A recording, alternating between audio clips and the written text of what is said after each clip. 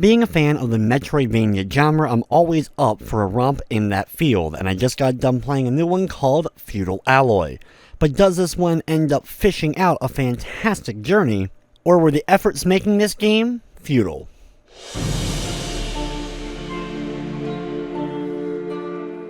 Feudal Alloy is a metroidvania game that has a sprinkling of RPG elements with an interesting art aesthetic and main character. The main character is a robot that's controlled by a fish and a small tank on top of it. In fact, all of the creatures you're dealing with are these robots with fish controlling them. It's an interesting world that I wish there was a storyline that really got in depth in the game to give this universe more fleshing out, because unfortunately, other than some still pictures and some text along the way, there really isn't a whole lot to the game's story. The gameplay is very much a hack-and-slash Metroidvania game. As this knight robotic fish character, you're able to swing your sword and take out all the other robots. However, one of the interesting mechanics of the title is being able to overheat.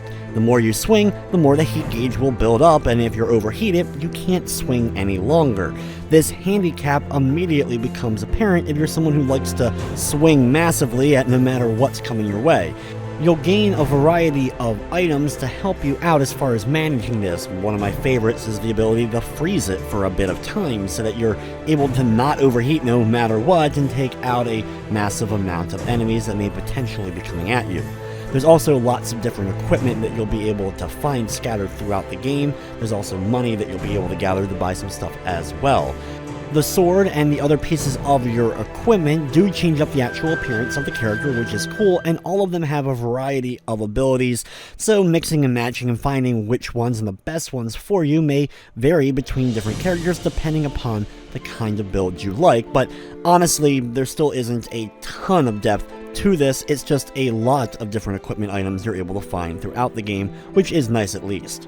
Along with just being able to swing your sword, there is other abilities you'll be able to gather throughout the course of the game. A lot of this, of course, involves the Metroidvania elements, where you'll make it through an area, gain a new ability, or gain a key card, and have to do some backtracking and get to another location. There is a map at all times to help you, but unfortunately, one of my gripes with the game is that a lot of the areas, from the start to the finish of the game, look very much the same.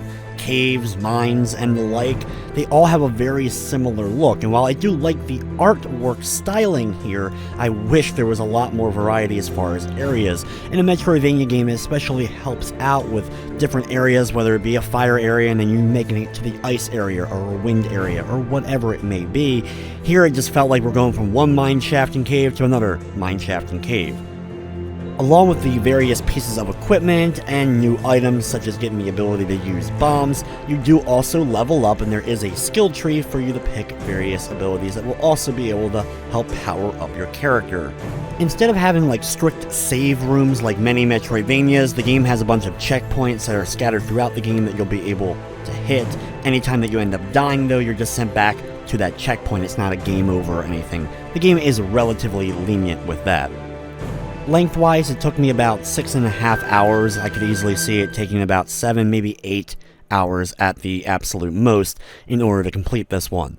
From the technical side of things, I didn't run into any major problems as far as crashing or glitching. Feudal Alloy is available now on the PlayStation 4 for $16.99. It does have a Platinum Trophy on the PS4. The game is also available on Nintendo Switch, Xbox One, and PC.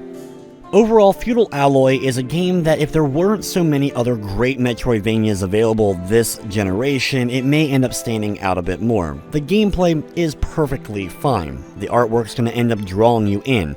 However, the gameplay as far as the actual attacking and dealing with creatures, as well as just the areas you get to explore, and especially the soundtrack, end up getting repetitive before too long and before you end up seeing the game through to the end for sure.